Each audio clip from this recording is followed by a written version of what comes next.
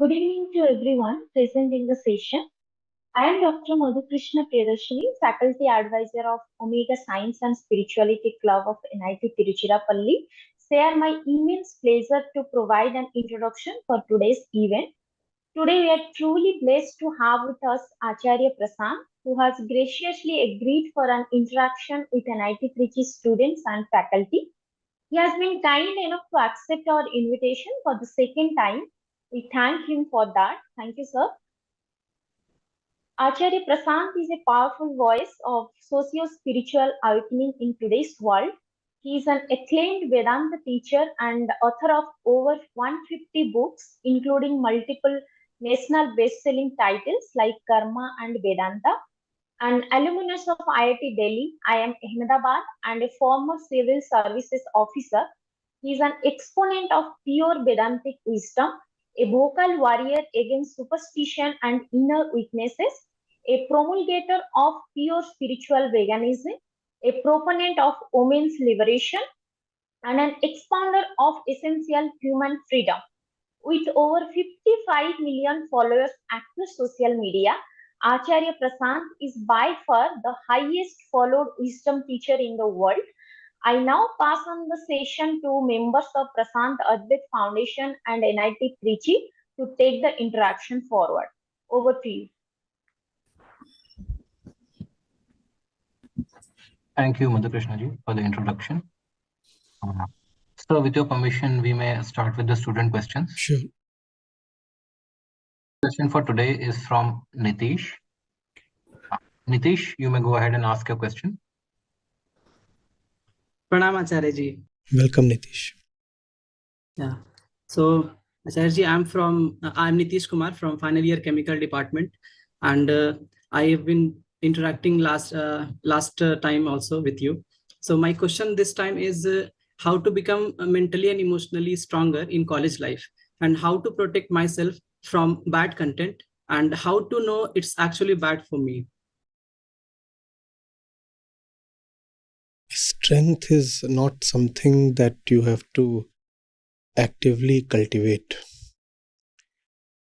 Your question is positing, assuming something. You are assuming that weakness is innate and strength has to be imported or cultivated or learnt. You don't have to cultivate strength. You have to decultivate weakness. You don't have to learn strength. You have to unlearn weakness. Please remember, strength is nature itself, your very swabhav. The purity of your being itself is strength. And that strength is not a showy thing. That strength is not a comparative thing. That strength is not about the capacity that you have to fulfill your desires. That strength is a particular ease, sahajata. That strength is something that, as we said, is not showy. It will not be visible until and unless a challenge throws itself upon you. It is something that you carry smoothly within yourself. It remains there, but manifests only when there is a need or a challenge. It sits lightly within. All that is hunky-dory. The problem is that this natural, smooth, easy strength within us is shrouded by covered by a lot of what we have learnt or imbibed or imported from here and there. So kindly adjust your model, rather append it. The model that you have says you are weak and you have to become strong. That's the model most of us carry. I am weak, I must become strong. Is that not often the desire expresses itself? I am weak, I must. So first thing is to correct the fundamentals.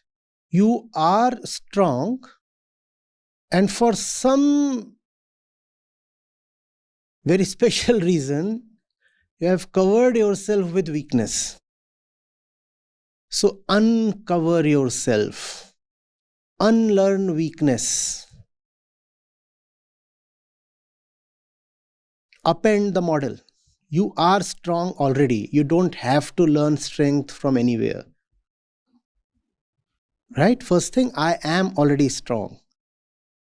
And then the mysterious question is, from where did weakness come? Yeah. And that's the question to go into. If I am already strong, from where did this mirage called weakness become so big upon me? How did this become identical to me? How did that happen? That's the question you must meditate upon. And how to meditate upon it? Not by excusing yourself from the world and sitting in some corner and thinking about it. By seeing how weakness operates in your day-to-day matters, in the world. Because it is in your day-to-day existence and it is from the world that one imports weakness. Yes. So therefore one has to catch exactly when weakness is about to percolate us, seep into our existence. That's the point to catch yourself. No entry for you, ma'am, or sir, whatever. No entry for you. Right to admission, reserved. I don't allow free access to my interiors. This is not some public space. Trespassers shall be prosecuted. It is the trespassers who bring something with them and leave it behind as garbage within you, and that is weakness. That brings us to an interesting definition of weakness. Whatsoever is not yours is weakness. Whatsoever has been brought to you by random forces of society, time, your biochemical physicality, all that is weakness. Arrest that before it strikes you.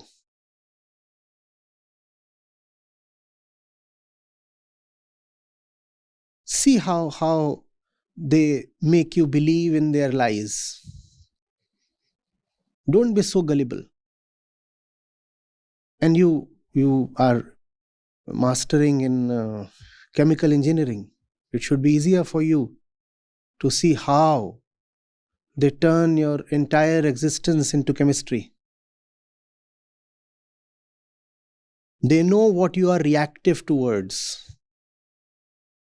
And that particular chemical reagent is selectively brought to you so that you can react as per their convenience, their interests, and become a slave. Because they don't have any individuality, any freedom of their own. So they despise those who are free or who are even relatively freer. Are you getting it? You cannot live without such and such thing. Don't you see weakness is being introduced into yourself? This is weakness. And you are made to learn this. I'm saying unlearn. You are successful only if you have these particular things in your life. Nobody will say this is a statement of weakness, but it is. And you are made to buy into all this. And you do. Because you don't examine what is entering you. Especially if those who are bringing these things to you happen to be your so-called well-wishers, friends, family, or knowledgeable people. Then you think if something is coming from them, it surely is for your good. Not necessarily. More often than not, things that come to you from all these easy and all pervasive sources around you are toxic. Goodness in a human being is not something very readily found, sadly. It's a rarity. Therefore, if you want to use someone for the purpose of learning, then you have to be very careful. You cannot just randomly listen to anybody and think that his words or influence would be a source of strength to you. That fellow will say something, and whatever he says may not even include the words strength and weakness. And yet you will find that if the fellow is not coming from a point of inner realization, his influence upon you is toxic and debilitating. Are you getting it? Yes. Let's take the example, basic example, because again, chemistry. Let's take the basic example of sugar. Let's say you are a diabetic, right? First of all, how did you turn diabetic? Consuming more amount of sugars and not appropriate diet. No. Diabetes is not about consuming more amount of sugar. Diabetes is about your pancreas losing the ability to secrete insulin. Now, insulin is supposed to be something within you, right?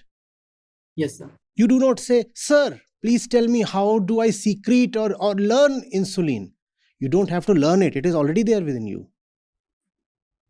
You don't have to learn it. It's there. But then you take in a lot of random stuff from outside, and whatsoever you have taken has been harming your inner system, your pancreatic system, since long. And then your system gets so badly hurt that slowly the secretion of insulin stops altogether. Right? Are you getting it? Yeah. Does that not happen? Now, have you lacked in something, or have you had an excess of something? Have you lacked in insulin, or have you had an excess of toxicity? Excess of toxicity. Nobody lacks in strength. We have had an excess of debilitating influences. You understand debilitation? Weakening of something, turning something weak. Nobody lacks strength. It's just that we consume so much of weakness from outside that the inner strength is covered, obfuscated, and therefore lost to us. Right? Now that your pancreas have become dysfunctional, what do? You look at the world outside and you can still continue to consume something random. What will that do to your body? Deteriorate it even further. You can lay your hands on something random that is available as edible stuff, and there's a 99% probability it will only worsen your condition, right? But there does exist something outside of you that will improve your condition. What's that called? That's called medicine. Or that could be a dose of external insulin. But what is the probability that just randomly you will consume external insulin? Not even 1%, right? You consume anything that is either sugar or it will turn into sugar in your body. You say, I don't like sugary stuff. What do you like? I like things rather salty. So you go and have a pizza. The pizza turns into sugar within the body. You think the pizza is not sugary? It is. Goes in and turns into sugar. You take anything, you are de facto taking in sugar. What is the probability that you will take an insulin? Very little. Right. But is insulin not available at all in the universe? It is, but it's rare. You'll have to be extremely selective, extremely choosy. And that's what I said about the learned man. He is available, but is rare. Others are either directly toxic, like sugar, or indirectly toxic, like pizza. So the first thing is that you should not let it come to the stage where your inner strength is lost to you. But if, unfortunately, you have come to that point, then you have to look at the world very selectively, which means you have to do two things. One, you have to stop unlimited access to those who have been entering you so far. They are the ones who get in and become your weakness. And secondly, because it may not suffice to just stop the intake of sugar. Anybody who is diabetic or knows somebody diabetic, till some point it is sufficient that you cut down on your sugar. Beyond that, it does not suffice. After that, you have to take in insulin or some other medicine. So the first thing obviously is neti, which is that you must stop the toxicity from entering you. But that may not suffice. And then you have to, with dedication, search for sources that get inside you and cut down the pre-existing, pre-accumulated sugar. Sugar, which is, in our example, sugar stands for weakness. So one, stop the intake of what has been going in actively. Secondly, if that does not suffice, then with great care and great discretion, look for something that is external, but will go inside to remove the external. That would have given you a distinction between external and external stuff. There is an external stuff that goes in and retains its external identity. That's a toxin. And there is external stuff that goes in and removes all that which has already accumulated as external. Why do we want to remove the external stuff? Because the internal is strength. The external is weakness.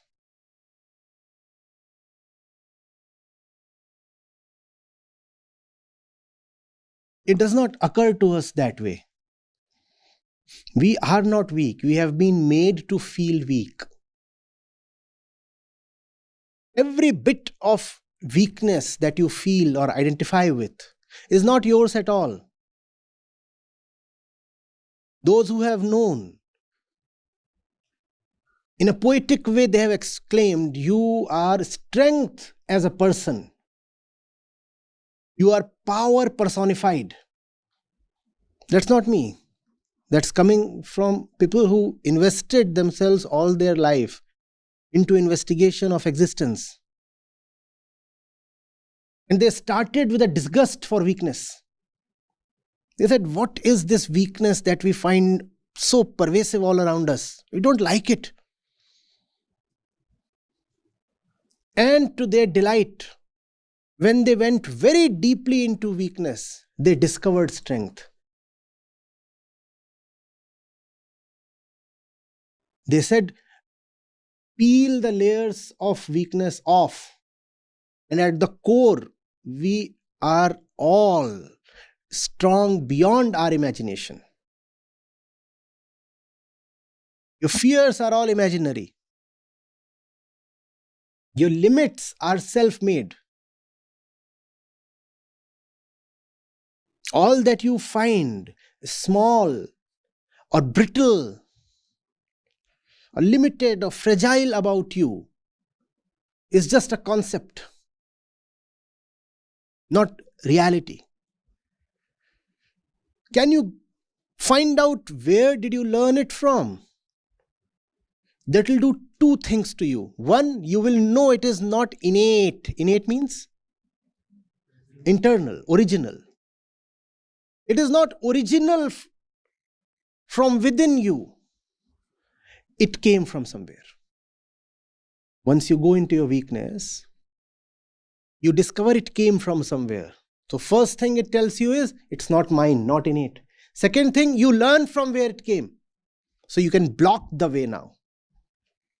The moment you learn where that weakness came into you from, you can block the route. It will no more enter you from there. Yes, the dose that you have already taken in will and does take some time to be cleared away. But at least the accumulation, the aggravation will stop. Are you getting it? Don't look for strength. Strength is not something so small that our little hands will look for it and clutch it and intake it. You cannot take strength in, but you can throw weakness out. Throw weakness out. Strength is not needed. You already have ample of it. Yes, sir. You already are strong. And the proof of that is when you listen to this, there is something in you that says, I don't feel like believing this, because the moment you accept this, you bring a lot of responsibility upon yourself, no? The moment you accept that you are actually very strong, you find a lot of responsibility coming your way, no? Who gives responsibilities to a weakling? If you are strong, what do you find coming your way? Loads and loads of responsibility. So you don't want to accept that you are strong, but still something that is beautiful, original, and already strong within you silently murmurs, yes, this is not wrong. This cannot be wrong. I am strong. I am strong. Discard people or situations or sources who, as tricksters, inject weakness into you. Often weakness is injected into you in the name of care or love. Don't let that happen.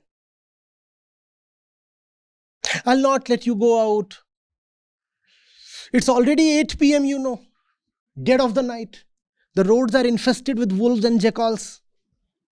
I'll not let you go out. I love you so much. Kick this person the hardest way at his softest place. He's not a well-wisher, I tell you. Not a well-wisher.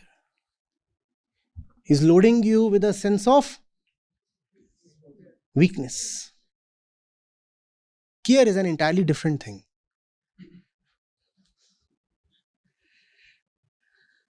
Care looks at facts. Precaution is one thing. Fear is A totally different thing. Precaution is based on facts. And fear is based on nothing. Fear is based just on an imaginary sense of an afraid self. To wear slippers while walking on a road might be precautionary, but to wear gumboots, there's a problem somewhere.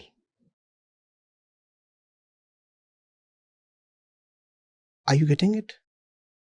Yes, sir. You are not worth loving if you don't get a fat enough package. You're in your 4th year, right? Yes, sir. Learn to raise not your voice, but your legs, so that you can kick people hard. That must be the environment in the campus these days, no? Your worth is measured on the size of your package. Or the university you get a call from. All this is fear. We don't use the word fear for all these things, but this is fear, and fear is weakness. You have a friend, and he starts overflowing with joy.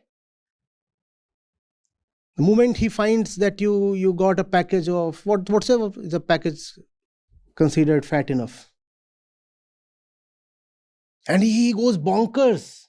You'll say, this is what a great friend is like. See how he is celebrating my success. I got a great job, and great means lots of money. I got a great job, and see how celebratory he is. This man is injecting weakness in you. What he's telling is that I'm celebrating you because you have a job. And a job is an external thing. Tomorrow you might not have that job. And then you will feel small and weak. Anybody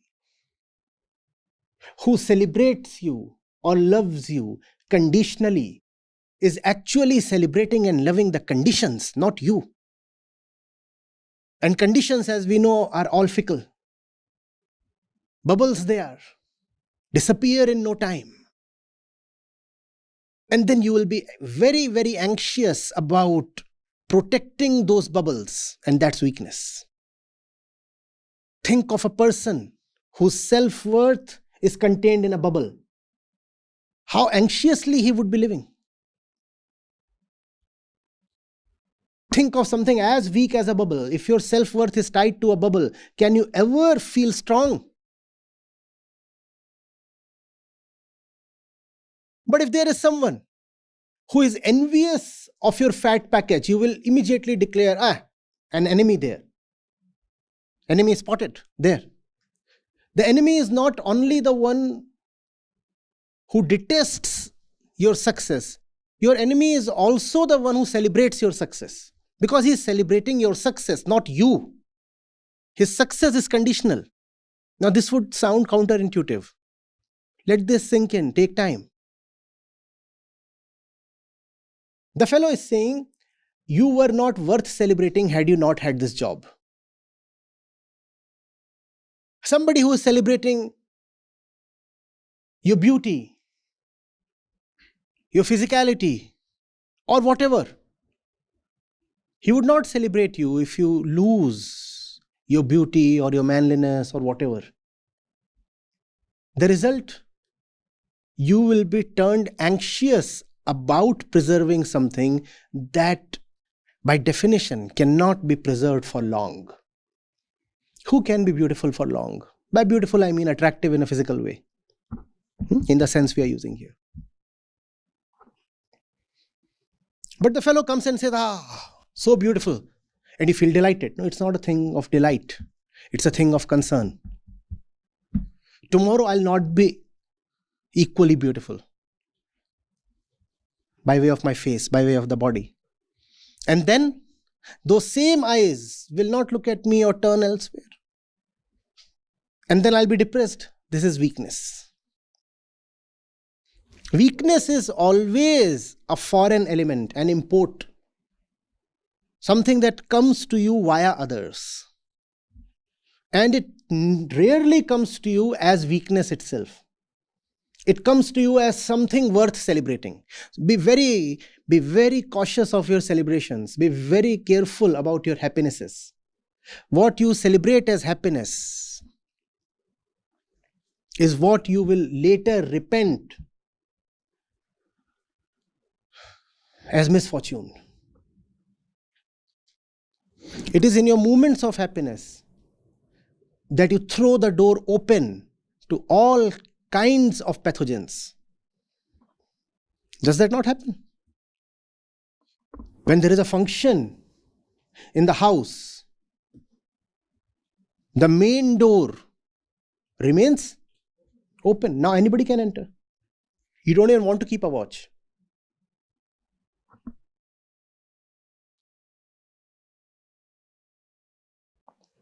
And also in moments of deep grief, the main door is kept open. Some really sad thing has happened in the house, the door remains open so that people can come in and express condolences. It is in these moments of emotional vulnerability that the risk is amplified. Some nonsense will enter you. In some name. Obviously, nonsense never declares itself to be nonsense. It will take some sweet name to gain access.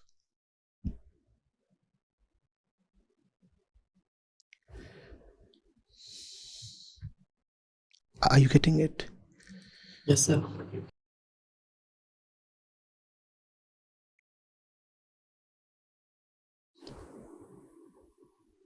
Dependency, attachment. Are they not weakness? See what keeps a person from doing the right thing in life, and you will find these things. He has dependents, or he is a dependent. Either he has dependents, or he himself is dependent, or he is attached to something. There is so much of open evil all around us, is there not? And yet you find so few people showing up to take a stand. Why? Because they are afraid. Why? Because they either have dependents or they are dependent. Or because they are attached. If I show up, some harm may come to those I am attached to. Or if I display courage and resist the evil, then my pelf and privileges might be compromised. Privilege never declared itself to be a weakness, did it?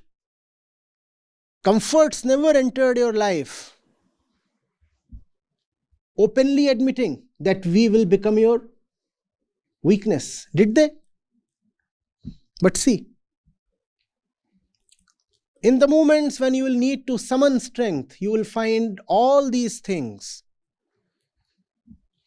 Comforts, attachments, dependencies, they have blocked your way. You will be standing aghast. I thought I was strong, but this moment when the strength needs to roar aloud,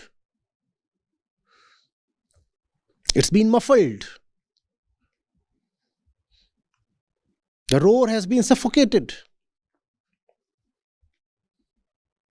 by the things that I made so dear to myself.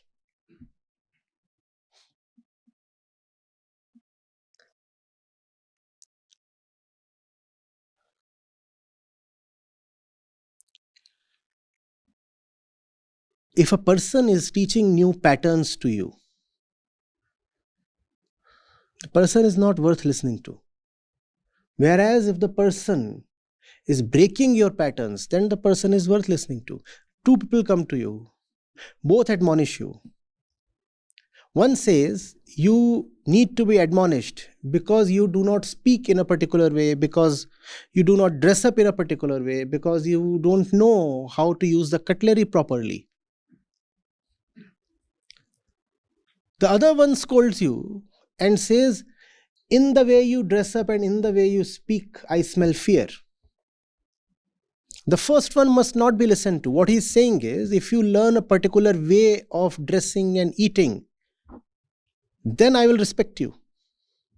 No, the way of dressing and eating that he is trying to teach you is just another pattern, right? You might be coming from a rural area and you have never used a knife or a fork or probably even a spoon. Happens. There's nothing insulting about it. We have been using our hands to eat. And I don't think there is anything particularly disgusting about it. What's so wrong with our hands? And someone comes and says, even rice you have to take with a fork.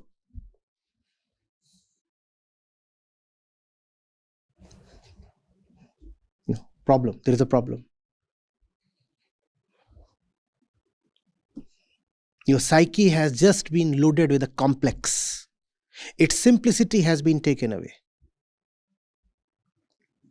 Even while eating, now you will have to be unduly careful of something very valueless.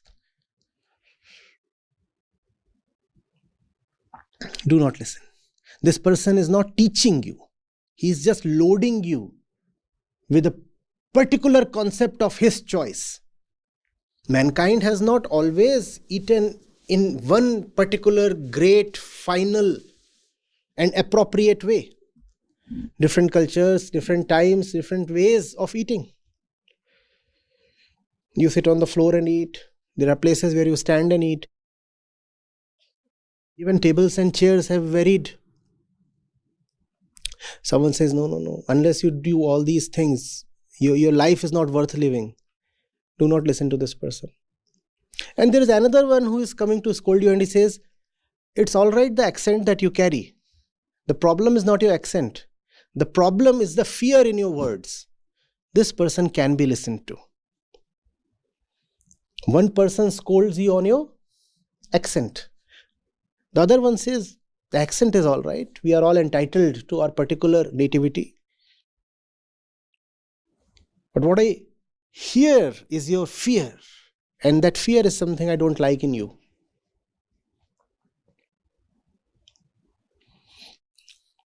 Even your accent probably comes from your fear. And that's why I don't like your accent. Now in this situation, both the fellow who have come to scold you or teach you or whatever are finding fault with your accent. But the reasons are very different. This one is saying, you have a thick Indian accent. You must anglicize it. I like the Irish one. Now this is one thing to say. The other one says, you are wearing this accent only because you are afraid, and therefore I don't like your accent. Now this is a totally different approach, is it not? The first approach will instill fear in you. The second approach makes you fearless. The second approach says, I understand that one has to be careful with accent to the point that you are legible to the other. If I speak in an accent that you cannot even comprehend, then there is a problem with communication. So to that extent, I'll take care of my accent. But beyond that, it's my content that matters, not my accent. Now this is another approach altogether. You have to be very careful of what you are lending your ears to. See whether that thing is more of fear or freedom from fear? More often than not, it will be more of fear.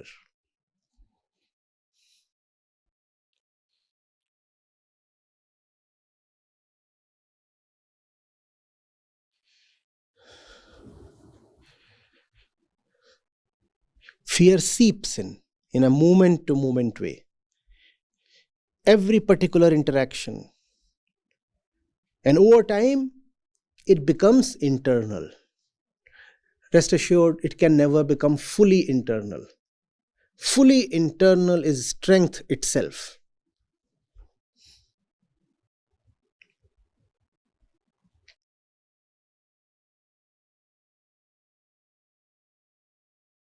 What is the way to awaken your strength? You cannot awaken your strength. Just challenge your fears.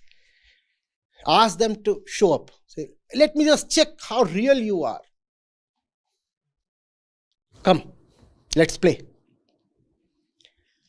Challenging your fears is the only way to awaken your strength.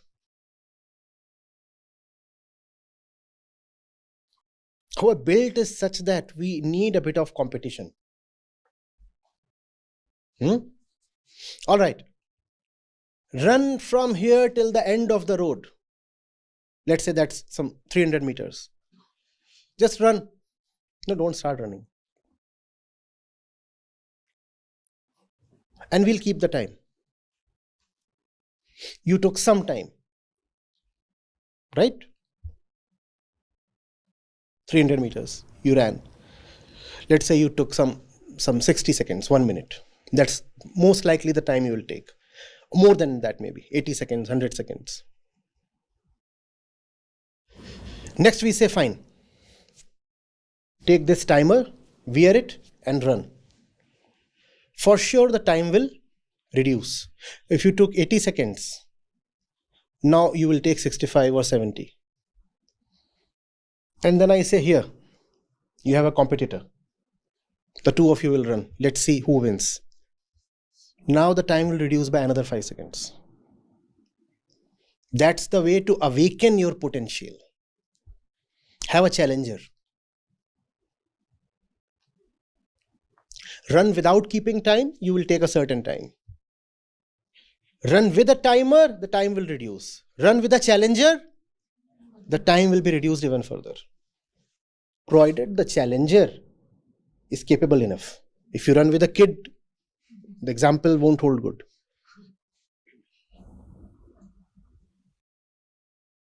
Challenge your fears. Even if your challenger beats you, you will find your time has improved. It's all right to be beaten by your fears than to never challenge them at all. Even if you get beaten by your fears, your timing will improve.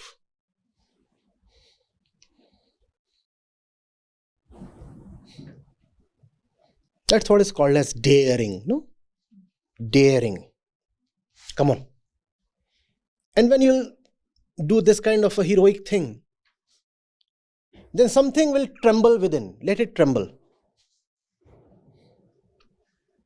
It's like inviting an established boxer. You know what's going to happen next. Still invite him. Come. Let's see.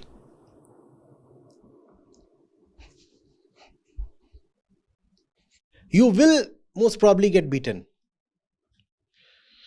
but you will improve. Remember, fears are external, strength is internal. The internal will always be more powerful than the external because the internal is internal.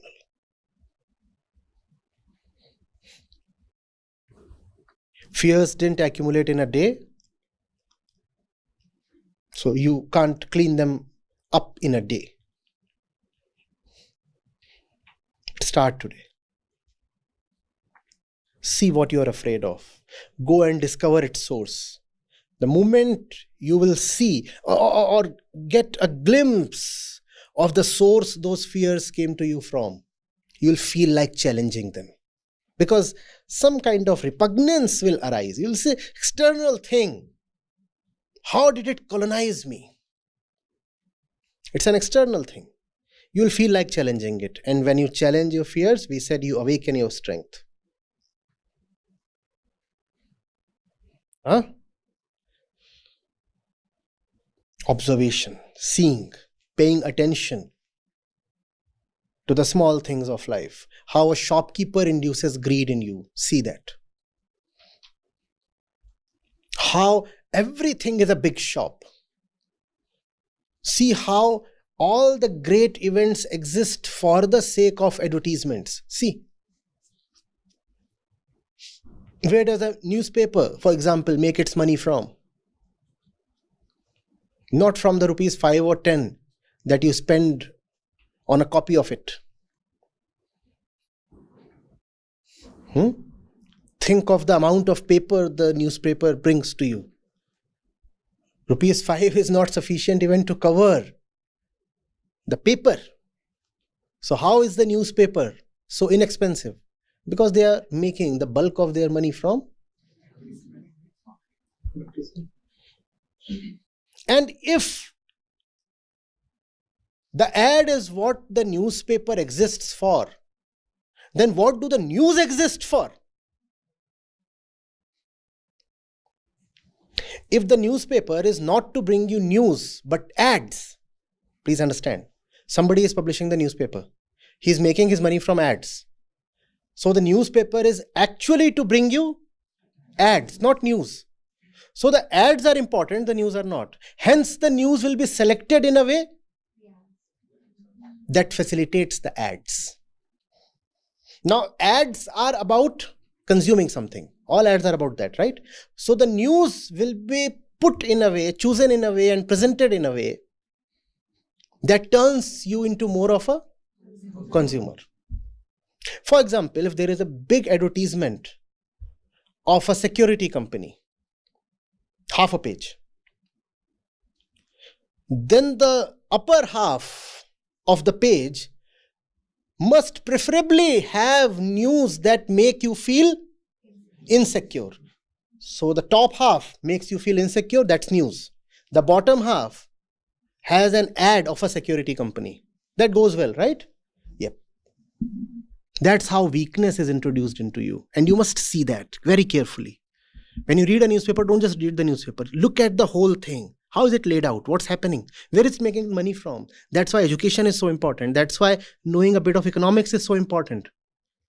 If everybody is operating for the sake of profits, you must know the money trail. You must know where the whole thing is going from. The money comes from here, then goes to that person. That person has this much of a cut in it. Okay, that's the way the whole system is operating. And then you will not allow them to colonize you. Where is the, for example, news channel making its money from? Where's the news channel making money from? Again, ads. What percentage of the ads are government spends? A large percentage. For some channels, more than 50%. So if the newspaper is if the news channel is actually making its money from the government, what will it do? What will be the content of the news? And if the government ensures its own sustenance by making you feel insecure, what will be the content of the TV news? That make you feel insecure. Oh, some imaginary enemy is closing in upon you. You are besieged. Somebody has to be an enemy. Somebody has to be an enemy. That will be the content of the news. Pure economics, nothing else.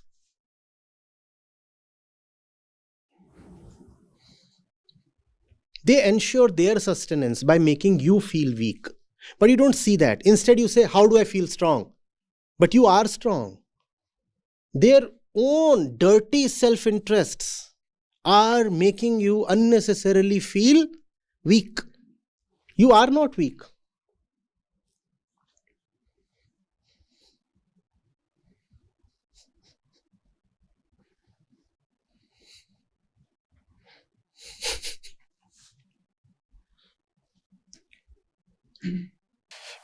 You can extend the list of examples. I'll stop here because